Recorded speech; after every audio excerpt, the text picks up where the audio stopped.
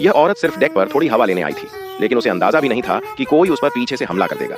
एक जोरदार लात पड़ते ही वह बिना संभले सीधे ठंडे गहरे स्विमिंग पूल में गिर गई। लेकिन इससे भी ज्यादा डरावनी बात यह थी कि हमलावर ने ऊपर का स्लाइडिंग ढक्कन बंद कर दिया। वह पानी की सतह तक पहुंचकर बाहर निकलना चाहती थी, लेकिन पानी में भीगा हुआ उसका भारी कोट उसे नीचे खींचने लगा।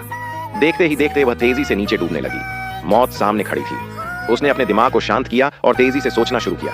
उसने जल्दी से अपना कोट उतार फेंका, लेकिन तब तक बहुत देर हो चुकी थी। ऊपर का ढक्कन पूरी तरह बंद हो चुका था और उसकी सांस अब टूटने ही वाली थी। अब बेकार की छटपटाहट छोड़कर उसने नीचे की ओर गोता लगाने का फैसला किया ताकि कोई और रास्ता ढूंढ सके। काफी देर बाद उसे नीचे कांच की एक कमजोर परत दिखाई दी, लेकिन अब सवाल यह था, ऐसी हालत में वह आखिर बाहर कैसे निकलेगी। अब वह दम घुटने से मरने ही वाली थी। घबराकर शाओमेई ने पूरी ताकत से कांच पर हाथ मारना शुरू कर दिया। तभी कमरे के अंदर मौजूद एक औरत की नजर उस पर पड़ गई और उसने फुर्ती से उसे बचा लिया।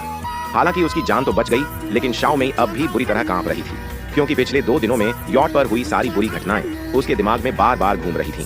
वह समझ ही नहीं पा रही थी कि आखिर कौन उसकी जान लेने पर तुला हुआ है। शाओमेई एक मशहूर मीडिया रिपोर्टर थी। इस बार वह नॉर्वे की एक बड़ी शिपिंग कंपनी की बारिश छुई हुआ के खास न्योते पर इस आलीशान क्रूज पर आई थी। छुई हुआ को कैंसर का अंतिम चरण बताया जा चुका था। उसके पति उसकी ही पहचान के नाम पर एक चैरिटी फाउंडेशन बना रहे थे और शाओमेई का प्रोफेशन उनके प्रचार के लिए बिल्कुल सही था।